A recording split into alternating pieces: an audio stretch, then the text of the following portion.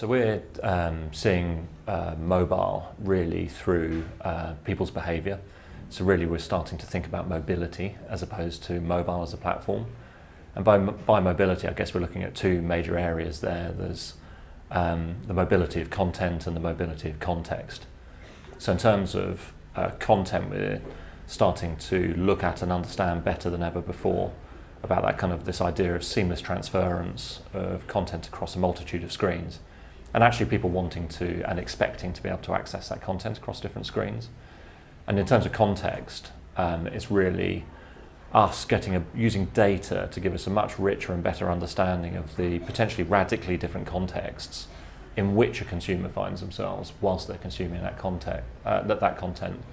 So it's really the sort of the nature of mobility as opposed to the platform of mobile is really where we're directing our attention. I mean, this idea of putting mobile first, I think, is starting to become redundant in its own sense, actually, because you're now seeing, it's around 90% of media consumption is across screens.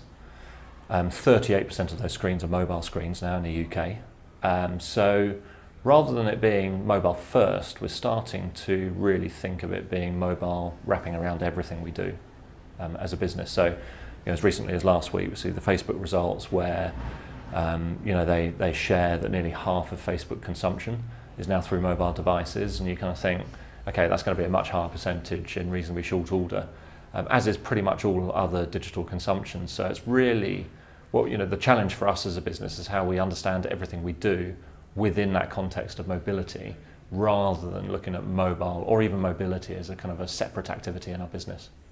I think for large companies, and I think the advice that we would give large companies around this area is really to kind of almost bring it back to basics. It's about really understanding audiences and audience behaviours and motivations.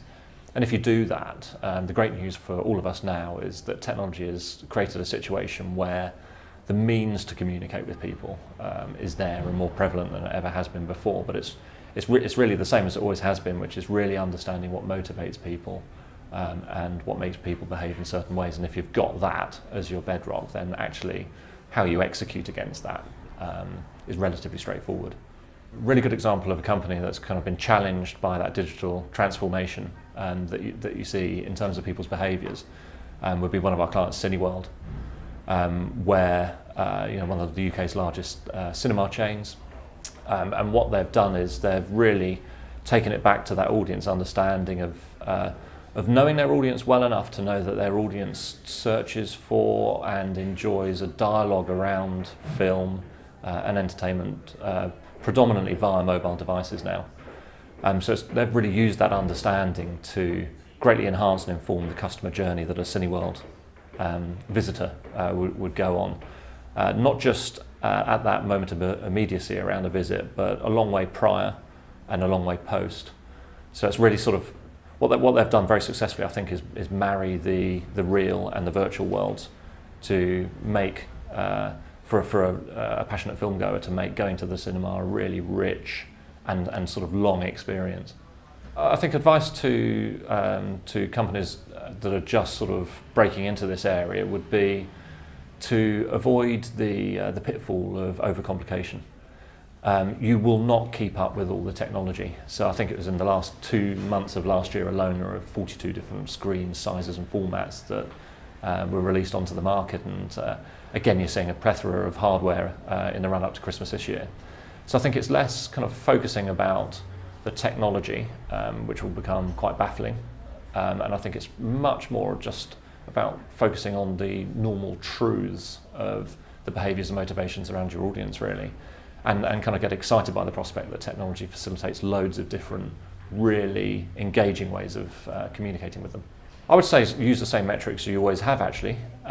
Your instincts as a marketer are probably right.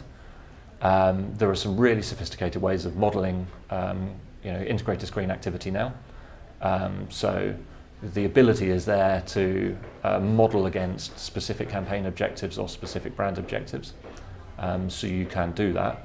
I think it's most important to really use data early in the development of marketing campaigns now, because actually data sources are so rich and so informative that they can really start to inform the campaigns that you develop and the content that you develop that you can then optimally place against your audiences.